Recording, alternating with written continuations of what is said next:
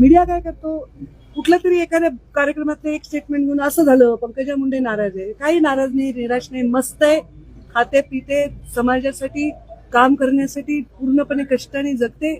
माझ्या बापाने पण आयुष्याचा शेवटचा श्वास समाजाच्या सेवेत घेतलेला आहे आणि त्यामुळे पहिले पक्ष नंतर आधी राज्य आहे.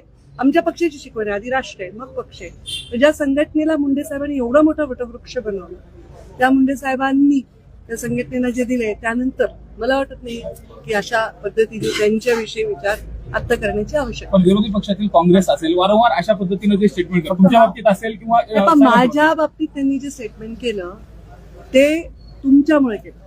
तुम्ही असा बूम लावला त्यांना आणि विचारलं की पंकजा मुंडे नाराज आहेत, निराश आहेत. तुम्ही मला विचारलं का मी नाराज आहे का निराश आहे? तुम्ही त्यांना विचारलं तर ते म्हणणारच ना की त्यांना जे वाटतं ते म्हटले. त्यांनी त्यांचं उत्तर दिलं. त्यांनी काही माझा अनादर केला नाही. त्यामुळे मी कुणालाही दोष देत नाही.